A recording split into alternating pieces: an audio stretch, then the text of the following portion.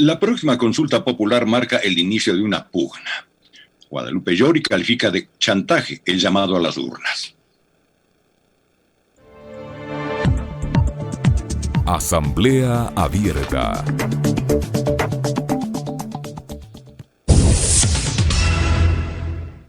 La presidenta del Legislativo, Guadalupe Llori, no acepta presiones de parte del Ejecutivo y califica de amenazas los anuncios de consultas populares y muertes cruzadas.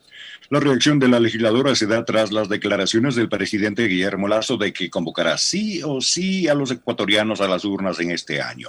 Además de que recordó que la muerte cruzada es una opción constitucional en caso de que sus planteamientos no sean atendidos en el Pleno de la Asamblea Nacional.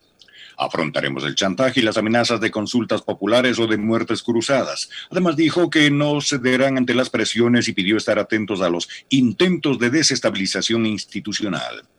Además, debido al éxito del plan de vacunación contra el COVID-19, que ha superado los 9 millones de personas inoculadas, la Universidad San Francisco de Quito entregó el doctorado honoris causa al presidente Guillermo Lasso, esto durante una ceremonia de graduación de estudiantes. El rector de la Universidad San Francisco de Quito, Diego Quiroga, destacó que cerca del 60% de la población del país ha recibido las dosis completas en menos de 4 meses, debido a la articulación entre el gobierno, la empresa privada y la academia que continúa ejecutando el plan. Después de su discurso en que exaltó la trayectoria empresarial del presidente, Quiroga entregó a Guillermo Lasso el documento del doctorado honoris causa. Mientras tanto, los precios de la gasolina en el país siguen al alza. Desde este 12 de septiembre rige un nuevo precio de las gasolinas en el país dentro del mecanismo de bandas vigente desde mayo del 2020. Para este mes quedan de la siguiente manera. Gasolinas Extra y Ecopaís de $2.28 a $2.39. El diésel de $1.60 pasa a costar $1.65. Con respecto a la gasolina extra, se registra un incremento de 11 centavos, mientras que el precio del diésel tiene un incremento de 5 centavos. Desde varios sectores han cuestionado el incremento mensual del diésel, por lo que pidieron al presidente Guillermo Lasso que fije el precio y llegar a un subsidio focalizado. Sin embargo, en varias entrevistas el mandatario ha sido enfático que no dará marcha atrás en esta decisión. Al momento se realizan mesas de trabajo con el sector del transporte para llegar a un acuerdo. Y en el segmento Pichincha Opina, la palabra tiene Alexis Moncayo.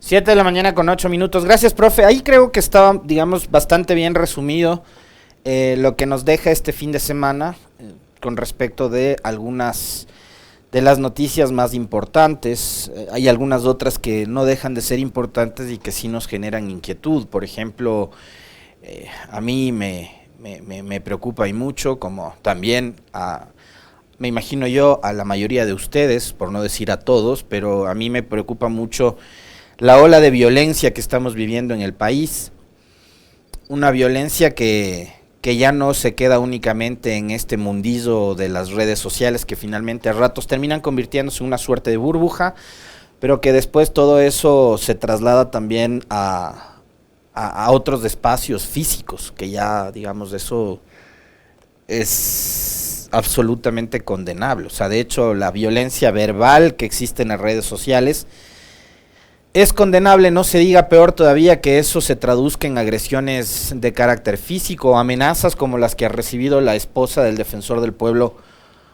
la ingeniera Priscila Schettini, durante este fin de semana, o que los ecuatorianos tengamos ahora que presenciar ya casi como un hecho y como un acto normal que se asesine afuera de la iglesia de San Francisco en Guayaquil, o que se encuentre un cuerpo de una persona aparentemente asesinada días atrás en la laguna del Parque La Carolina.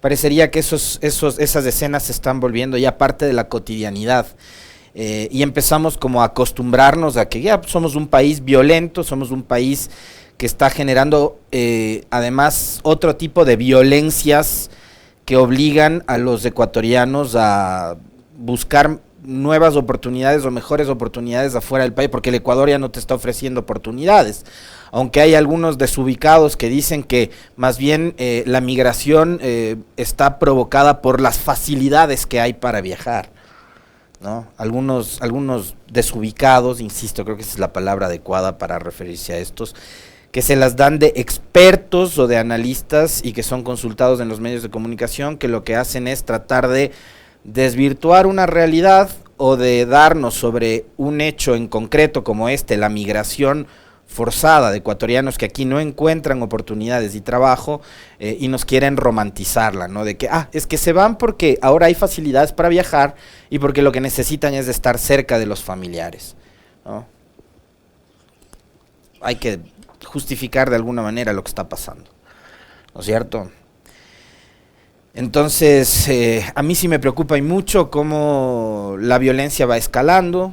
Les decía, ya no nos quedamos únicamente con los discursos estos subidos de tono, llenos y cargados de insultos, de racismo, de xenofobia, de machismo, de clasismo en las redes sociales, sino que eso también, digamos, ya vemos que se va trasladando a otros espacios, lo cual es absolutamente cuestionable y preocupante. O sea, si a ustedes no les inquieta lo que ha pasado este fin de semana en Quito, donde se encuentra un cadáver flotando en un parque que es visitado por miles de ciudadanos durante el fin de semana, pues ya no sé qué más nos podría inquietar o preocupar, ¿no? Pero yo estoy absolutamente seguro y estoy totalmente seguro de eso, de que ustedes comparten la misma preocupación que nosotros, ¿no es cierto? De que hay que hacer algo para darle y para garantizarle seguridad a los ecuatorianos, seguridad a todo nivel.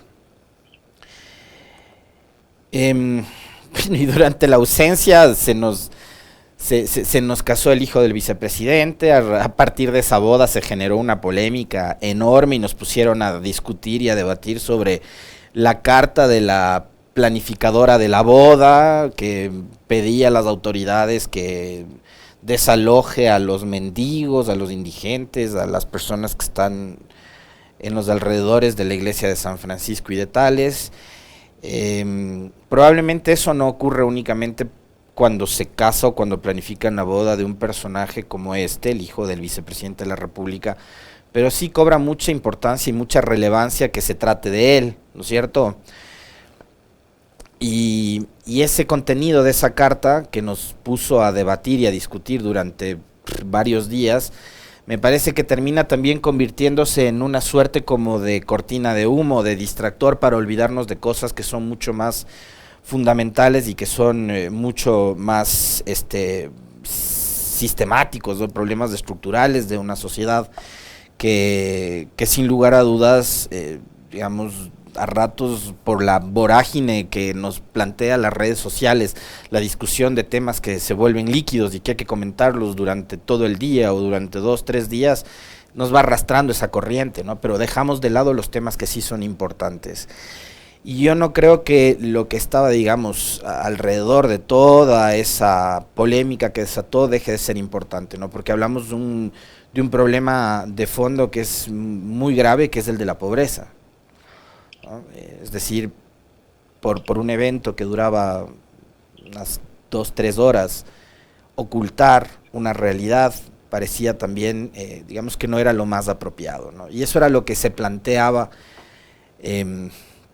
de acuerdo a las solicitudes de esa carta, ¿no? Como ocultar una realidad que está ahí, que es latente, que la palpamos nosotros todos los días, porque la boda pasó de hecho, y nosotros si hoy volvemos al centro histórico nos vamos a encontrar con que eso sigue ahí, ¿no? O sea, tapamos la realidad por las 2 horas que duró el evento, que además ojalá nos llene de visitas y de turistas como lo han ofrecido, ¿no? Que el resultado de ese acontecimiento lo que va a hacer es le va a dejar al Ecuador millones de dólares en remesas por turismo. Ojalá sea así. Quisiera tomarles la palabra de que va a ser así, pero yo hace un montón de tiempo que dejé de creer en cuentos chinos y no creo que eso vaya a suceder. Y bueno, lo de este fin de semana creo que sí nos traslada a, digamos, a profundizar ya en el debate y el análisis de cosas que, insisto,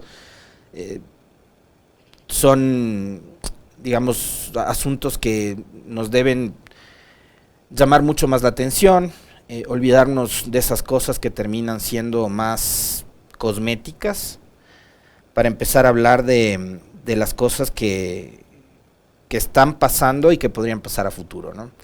Y lo que está pasando, como bien daba lectura en la nota del profe, es que desde este fin de semana en el Ecuador rigen nuevos precios de los combustibles.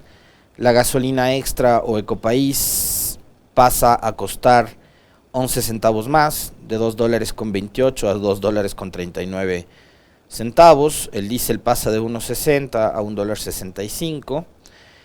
Y esto ocurre a partir de la puesta en vigencia de un decreto que liberaliza el precio de los combustibles y que hace que estos precios se ajusten por un sistema de bandas, ¿no? Y que, digamos, vemos que lo que está pasando es que cada 11 del mes siguiente, lo que ocurre es que no es que se actualizan los precios de los combustibles, sino que suben los precios de los combustibles. Entonces ahora que usted vaya a llenar su auto desde este fin de semana, desde el pasado 11 de septiembre, lo que va a pasar es que le va a costar más llenar el tanque de la gasolina, ¿no es cierto? O le va a costar más llenar el tanque de combustible, de diésel de su vehículo.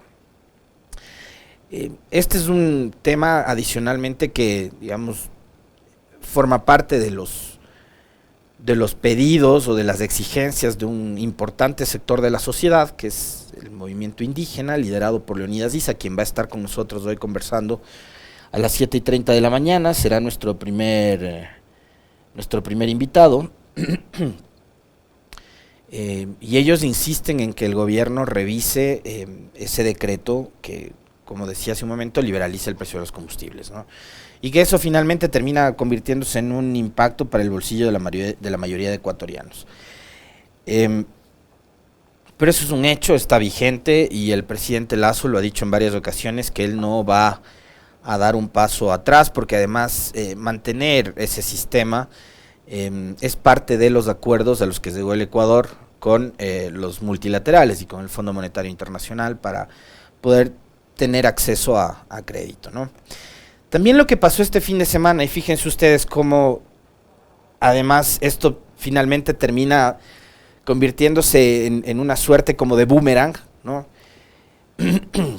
Recordarán ustedes que, como sucedió cuando esto ocurría en el gobierno de Correa, cada vez que alguna universidad o un centro académico le entregaba un doctorado honoris causa acá, eso era motivo de memes, de burlas, de risotadas, de críticas, de cuestionamientos de un sector de la opinión pública. Ese mismo sector de la opinión pública que hoy aplaude la entrega de un doctorado honoris causa al presidente Lasso, quien apenas lleva un poco más de 3 meses al frente del gobierno. Y ahí lo único que, digamos, a uno le hace pensar y le hace creer ese tipo de actitudes es que la crítica no está sustentada sobre argumentos lo suficientemente sólidos y desapasionados, sino que más bien la crítica de antes, que se convierte en alabanza el día de hoy, tiene únicamente que ver con las afinidades, con las antipatías o con las empatías que se tenga con respecto del personaje que va a ser agasajado, homenajeado, o a quien le van a entregar el famoso título honoris causa, ¿no? Cuando se trataba de Correa, los títulos eran comprados. Cuando se trataba de Correa, los títulos eran amañados, eran amarrados, ¿ya? A pesar de que el hombre llevó 10 años en el poder y de que en su gobierno, por ejemplo, hubo una reducción considerable de la pobreza extrema, del desempleo.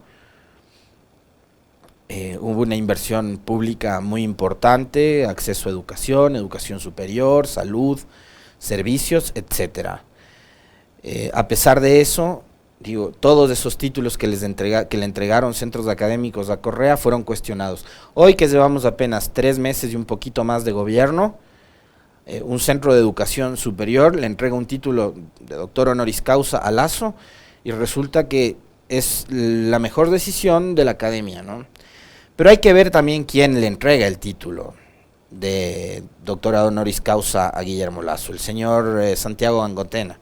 Creo que ustedes y nosotros lo conocemos bastante bien, quién es Gangotena, ¿no? Entonces, digamos, ahí como que la cosa cobra sentido, pero a lo que voy es, y digo, está bien que defiendan que hoy se le entregue este doctorado honoris causa a Guillermo Lasso por la afinidad que tienen con él, pero ese análisis, ¿no? esa crítica o esa opinión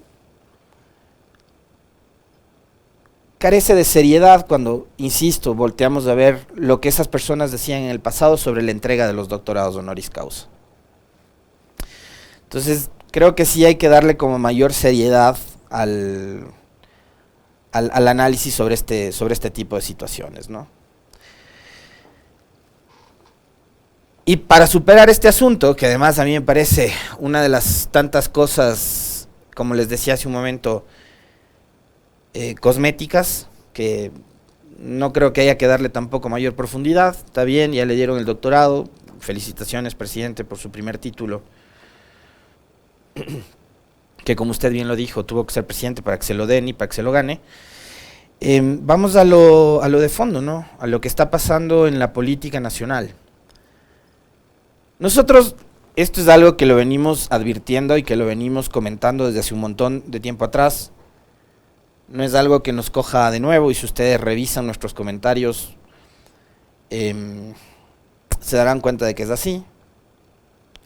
Lo venimos comentando hace rato, de que existe una suerte como de advertencias o de amenazas a la institucionalidad, a la Asamblea Nacional en general. Yo no voy a hablar de amenazas de carácter personal, porque acá como todo lo personalizan, yo no creo que esto se trata únicamente de poner en riesgo la presidencia de la señora Zori, sino de poner en riesgo la institucionalidad del Parlamento como tal, como primer poder del Estado. Y vuelvo al origen del comentario anterior, de cómo lo que antes estaba mal, ahora resulta que está bien. Entonces antes, lo que denominaban estos famosos analistas, comentaristas, opinólogos, todólogos además, lo que denominaban como hiperpresidencialismo, eso de que se pretenda gobernar por decretos o por consultas populares, estaba mal. Ahora resulta que el presidente Lasso tiene todo el derecho de convocar a consulta, de hacer advertencias a la asamblea, de generar esa suerte de amenaza, de ir a una consulta, de ir a muerte cruzada y no sé qué, porque la asamblea está bloqueando la gobernabilidad y demás, y hay que hablar del famoso bloqueo, ¿no? Para ver si es que es real, para ver si es que existe o no existe, y para ver también si es que tiene el suficiente argumento, la suficiente justificación, el famoso relato del dichoso bloqueo. De paso les voy a decir algo, ¿no? Para los que creen que uno no fue crítico. Yo nunca estuve a favor de la dichosa consulta de mayo del 2011, o de marzo, ¿no? Ya ni me acuerdo en qué fecha fue, donde se habló de darle seguridad al Ecuador, gobierno de Correa. Ojo, yo no estuve de acuerdo con esa consulta. Se habló de darle seguridad al Ecuador, seguridad jurídica, y de cambiar las condiciones y la forma de operar en la justicia. Y fíjense ustedes, si la cosa no cambió, pues. Y para los que decían que Correa iba a meterle la mano en la justicia, a partir de esos cambios judiciales, son los operadores de justicia que dejó precisamente esa modificación, los que terminaron juzgándole a Correa en el caso Sobornos, y los que han terminado también juzgando a todo el entorno, los casos que se han ido abriendo durante los últimos años. Entonces eso tampoco fue garantía de absolutamente nada. O sea, en este país está comprobado además de que una consulta popular no cambia las condiciones ni políticas, ni de gobernabilidad, ni nada por el estilo. Fíjense ustedes, yo les hablo de una consulta del 2011. Vamos a la más reciente consulta popular, la de febrero del 2018, que nos heredó el Trujillato. ¿Cuál es el resultado de aquella consulta convocada por Lenín Moreno, apoyada por Lasso, por Nebot, por Álvaro Noboa, por todo el anticorreísmo? ¿Cuál fue el resultado de esa consulta popular? El resultado fue la desinstitucionalización del país. El resultado me parece a mí que fue absolutamente nefasto. El resultado es tener hoy un contralor cuestionado, un ex contralor cuestionado y una contraloría vuelta a trizas, hecha a pedazos, desprestigiada. Ese es el resultado de la famosa consulta popular, apoyada por Lasso y llevada a la práctica por Lenín Moreno. El costo de una consulta popular, $60 millones. $60 millones nos garantizan tener un mejor Ecuador, tener un mejor país. Los resultados están a la vista. Una consulta popular no es la respuesta que este país necesita. Esos $60 millones probablemente pueden servir, por ejemplo, para ampliar el nivel de acceso de los bachilleres a la universidad, a la educación superior. Usen esos $60 millones para garantizar más educación a quienes necesitan en este momento educación. Usen esos $60 millones para solventar la crisis sanitaria que está enfrentando el país. Me parece a mí, insisto una vez más, una consulta popular no cambia la realidad, porque además será la misma clase política que hoy nos está llevando a este escenario de supuesta crisis la que va a seguir gobernando. Entonces, además, y mientras no cambien las formas de hacer política, créanme, una consulta popular en este país no es la solución, no es la panacea como lo han venido planteando nuestros políticos durante los últimos años.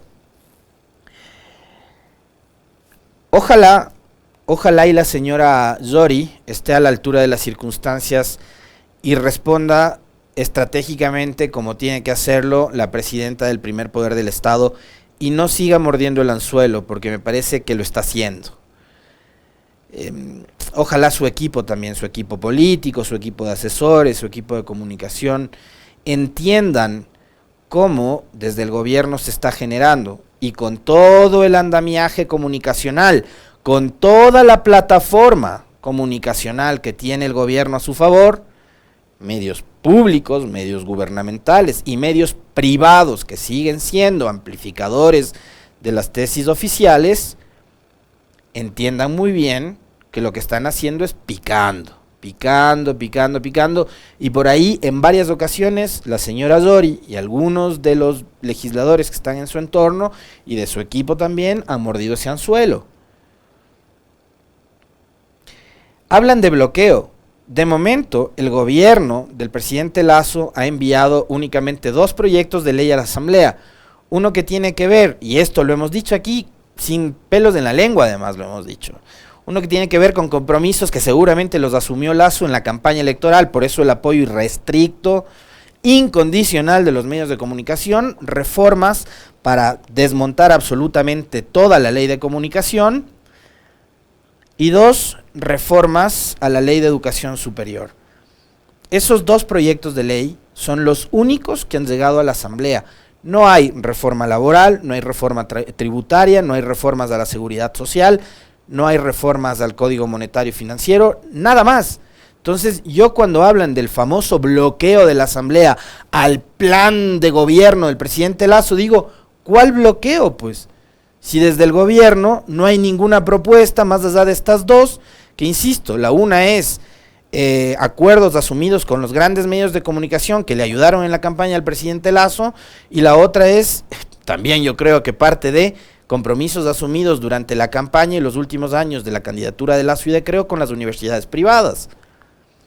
Más allá de eso, ¿qué hay? No hay ningún bloqueo. Lo que están haciendo es generando desde el boquilleo, ¿ya?, relatos, discursos, mensajes de que la Asamblea es corrupta, de que la Asamblea es ineficiente, de que la Asamblea bloquea, de que no hay gobernabilidad. Pero además, y ojo con esto para ir cerrando el comentario, esa falta de gobernabilidad, no lo ha dicho Alexis Moncayo, esa no es la tesis de Radio Pichincha, lo dijo aquí Henry Kronfle, asambleísta social cristiano, no es de la línea del correísmo, no es de la bancada de UNES, fue aliado de Guillermo Lasso, votó por Guillermo Lasso, hicieron campaña por Guillermo Lasso los socialcristianos, es o era hasta hace algunos días atrás uno de los coordinadores o jefes de la bancada socialcristiana, Henry Kronfle, lo dijo aquí, quien rompió la gobernabilidad, quien se generó la ingobernabilidad en este país, tiene nombre y apellido, y esa persona es Guillermo Lasso, y el movimiento creó cuando rompió con el Partido Social Cristiano, que era su aliado natural y con el que llegó al poder el 24 de mayo del 2021. Así que bloqueo, naranjas. 7:31, profe, fuerte abrazo, nos volvemos a encontrar mañana nuevamente.